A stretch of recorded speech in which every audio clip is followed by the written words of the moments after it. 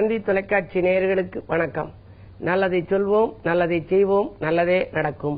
ஒரு வாழ்க்கையில் நல்லது நடக்க வேண்டும் என்று சொன்னால் நல்லதை சொல்ல வேண்டும், நல்லதை செய்ய வேண்டும். அந்த அடிப்படையில் இன்றைக்கு 15/7/2016 வெள்ளிக்கிழமை விசாகம் நட்சத்திரம் காலை 10:32 வரை பிறகு அனுஷம் நட்சத்திரம்.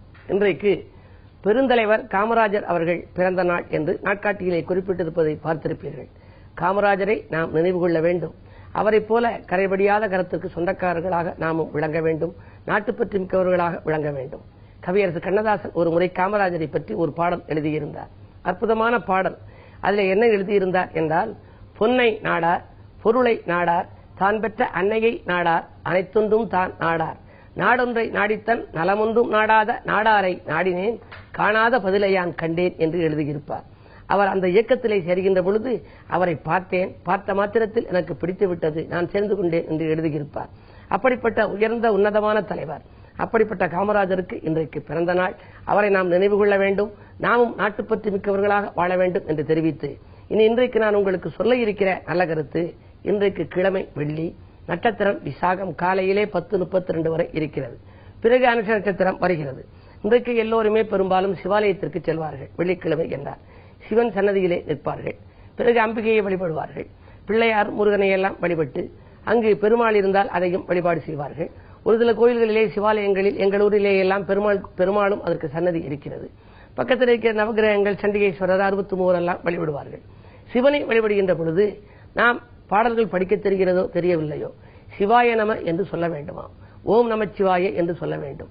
நமச்சிவாய நமச்சிவாய நல்ல மந்திரம், நாளும் சொன்னால் நல்ல நேரம் நமக்கு வந்துடும் என்று ஒரு பாடல் உண்டு. பொதுவாக இந்த நமச்சிவாயத்துக்கு என்ன பெருமைங்கிறத பத்தி உங்களுக்கு சொல்லணும். ஒரு முனிவர் ஒரு காட்டிலே தவம் செய்து கொண்டிருந்தார். ஒரு வேடன் பல பேரும் நமச்சிவாயம் நமச்சிவாயம்னு சொல்றாங்களே, இதுக்கு என்னையா அர்த்தம், இதை சொன்னா என்ன நடக்கும்னு போய் கேட்டார். அந்த காட்டிலே வேட்டையாடி கொண்டிருந்த ஒரு வேடன் முனிவர்கிட்ட கேட்டாரு, இந்த சிவாய நமன்னு சொன்னா என்ன நடக்கும்னாரு. உடனே முனிவர் சொன்னாரு, நீ பக்கத்து காட்டுக்கு போ, அங்க ஒரு சிங்கம் இருக்கு, அந்த சிங்கத்தினுடைய காதுல சொல்லு, என்ன நடக்குது பாருனார். இந்த வந்த வேடன் அடுத்த காட்டுக்கு போய் சிங்கத்துக்கு பக்கத்துல போனார். போன உடனே 3 முறை சிங்கத்துக்கு பக்கத்துல என்ன சிவாய நம சிவாய நம சிவாய நமனாரு.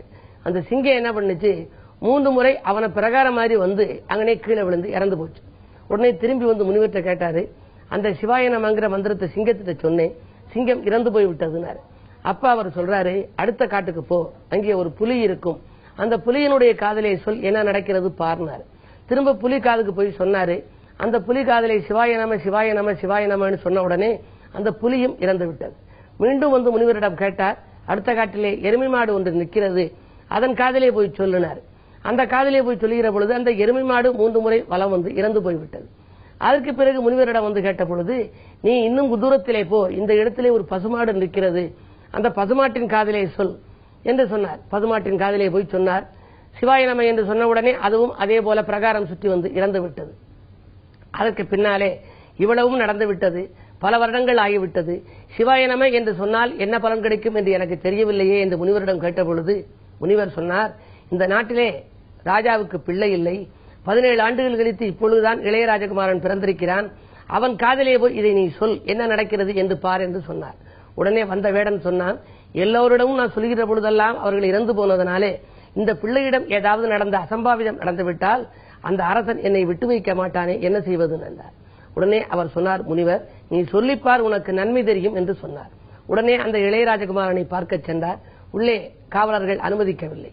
ராஜாவிடம் சொல்லி கெஞ்சி உள்ளே சென்று அந்த பிள்ளை ஒரு தங்க தொட்டிலே துயின்று கொண்டிருந்தது. அது விழித்து சிரித்தது. அதன் காதிலே சிவாய நம சிவாய நம சிவாய நம என்று 3 முறை அந்த வேடன் சொன்னார். சொன்னவுடனே அந்த குழந்தை சிரித்தபடி பேசத் தொடங்கிவிட்டது. என்ன சொன்னது தெரியுமா, நான் முதலிலே சிங்கமாக பிறந்திருந்தேன், இந்த மந்திரத்தை நீ என் காதிலே சொன்னவுடனே நான் பிறகு புலியாக மாறினேன், அதிலிருந்து அடுத்த பிறவியாக எருமை மாடாக பிறந்தேன், பிறகு பசுமாடாக பிறந்து இப்பொழுது நான் இளைய ராஜகுமாரனாகவே பிறந்து விட்டேன், இந்த மந்திரத்தின் பலனால் இன்றைக்கு நாட்டை ஆளுகிற யோகம் கூட எனக்கு வந்துவிட்டது, இனி என்னவாக நான் மாற வேண்டும் என்று நீ என் காதில் சொல்கிறாய் என்று கேட்டதாம். இது ஒரு கதையாக இருந்தாலும் கூட சிவாய நம என்று நாம் சிந்தித்து இருந்தால் நமக்கு அபாயம் கிடையாது.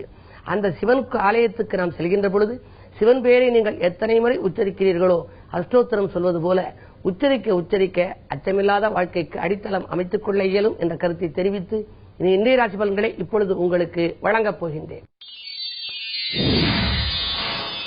மேசராசி நேயர்களே, மனக்கவலை கூடுகின்ற நாள். மாற்று கருத்துரையோர் மனம் மாறுவார்கள். வீட்டு தேவைகள் அதிகரிக்கும். ஒரு சிலர் கடன் வாங்கும் சூழல் கூட உண்டு. எல்லா பணிகளும் பாதியில் இருக்கிறதே என்று கவலைப்படுவீர்கள். எல்லாவற்றிற்கும் என்ன காரணம் தெரியுமா? இன்றைக்கு சந்திராஷ்டமம். 8 சந்திரன் சஞ்சரிக்கின்ற பொழுது எதை செய்தாலும் நீங்கள் யோசித்து செய்ய வேண்டும்.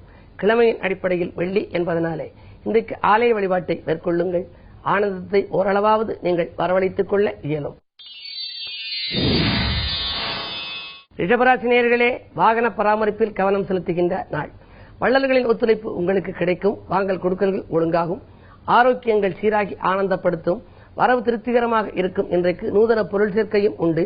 செவ்வாய் பலம் நன்றாக இருப்பதால் இடம்பூமி வாங்குவதிலும் ஆர்வம் காட்டுவீர்கள். மிதுனராசி நேயர்களே, உங்களுக்கெல்லாம் இன்றைக்கு ஆற்றல் மிக்கவர்கள் அருகிருந்து ஒத்துழைப்பு செய்யும் நாள். ஆதாயம் தரும் தகவல் ஒன்று உங்களுக்கு வந்து சேரும். சூரிய பலம் நன்றாக இருப்பதால் அரசியல் மற்றும் பொறுப்புகளில் இருப்பவர்களுக்கு புதிய பதவிகள் கிடைக்கலாம்.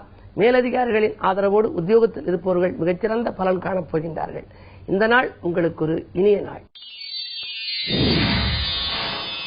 கடகராசி நேயர்களே, பிள்ளைகளால் பெருமை சேரும் நாள். இன்றைக்கு பெரிய சொத்துக்கள் வாங்கும் யோகம் உங்களுக்கு உண்டு. புதனும் சூரியனும் இணைந்திருக்கின்ற பொழுது விலையுயர்ந்த பொருட்களை வாங்குவீர்கள். தங்கம் வெள்ளி போன்றவற்றை வாங்குவதிலும் தனி கவனம் செலுத்துவீர்கள். குழந்தைகளுக்கான எதிர்கால நலன் கருதி சீர்வரிசை வாங்குவதிலும் கவனம் செலுத்துவீர்கள். மாமன் மைத்துன வழியில் ஏற்பட்ட மனக்கசப்புகள் மாறும். சேமிப்பு உயரும் நாள் இந்த நாள். சிம்மராசி நேயர்களே, உங்களுக்கெல்லாம் இன்றைக்கு பொறுப்புகள் சொல்வதை தவிர்க்க வேண்டிய நாள். இன்றைக்கு பொறுமையை கடைபிடிப்பதன் மூலமே நீங்கள் பெருமை காண இயலும். கேது பலத்தால் வாழ்க்கை தேவைகள் பூர்த்தியானாலும் கூட கடைசி நேரத்தில் தான் பூர்த்தியாகும். வாழ்க்கை துணை வழியே பிரச்சனைகள் உருவாகலாம். சொத்துக்களாலும் உங்களுக்கு பிரச்சனைகள் வரலாம். சொந்தங்களாலும் பிரச்சனைகள் வரும். எதையும் யோசித்து செய்வது மட்டுமல்ல, இறை வழிபாடும் உங்களுக்கு இன்றைக்கு தேவை.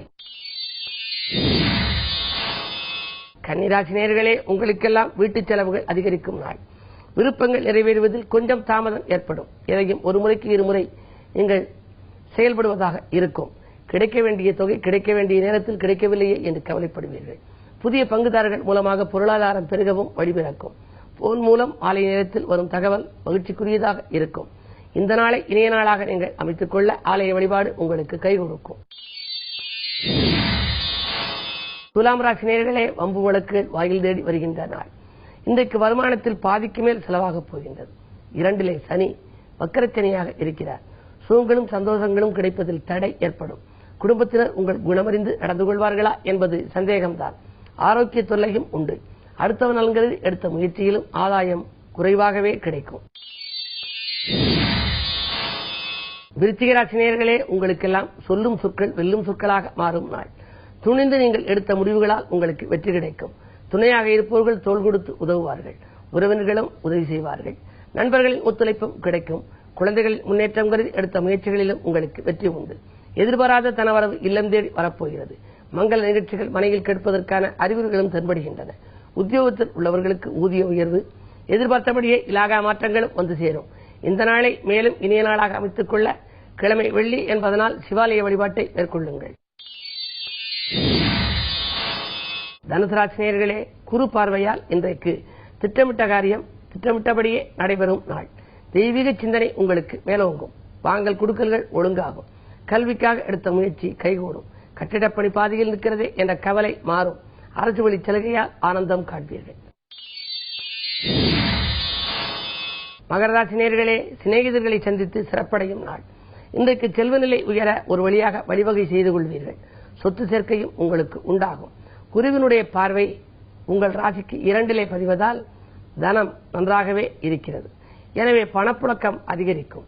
பக்கபலமாக இருக்கும் நண்பர்கள் ஒரு சிலர் உங்களுக்கு ஆதரவு கொடுத்து புதிய தொழில் தொடங்கலாமா என்ற சிந்தனையை உருவாக்குவர்.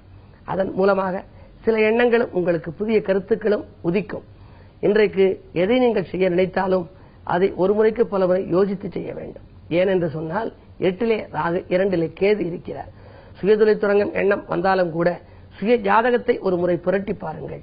அதில் நல்ல திசாபுத்தி இருந்தால்தான் நீங்கள் தொடங்கலாம். இல்லையே குரு பெயர்ச்சி வரை நீங்கள் பொறுமையோடு இருப்பது நல்லது. குரு பெயர்ச்சிக்கு பின்னால் உங்கள் ராசியை குரு பார்க்கப் போகின்றார். எனவே அதுவரை பொறுமையை கடைபிடிக்க வேண்டிய நேரம் இந்த நேரம். கும்பராசி நேயர்களே, உங்கள் ராசியை குரு பார்க்கிறது. ஆரோக்கியத்தில் அக்கறை செலுத்த வேண்டிய நாள். ஜென்மத்திலே கேது இருப்பதால் தான் ஆரோக்கிய தொல்லை இடையிடையே வந்து கொண்டே இருக்கும். ஒரு வாரத்தில் 3 நாட்களாவது உங்களுக்கு மருத்துவ செலவு வந்துதான் தீரும். காரணம் ஜென்ம கேது. பயணங்கள் அதிகரிக்கும். பயணங்களால் விரயங்களும் இன்றைக்கு உண்டு. நேற்று நடைபெறாத சில காரியங்கள் இன்று மாலையில் நடைபெறலாம். ஆடை ஆபரணங்கள் வாங்குவதில் அக்கறை செலுத்துவீர்கள்.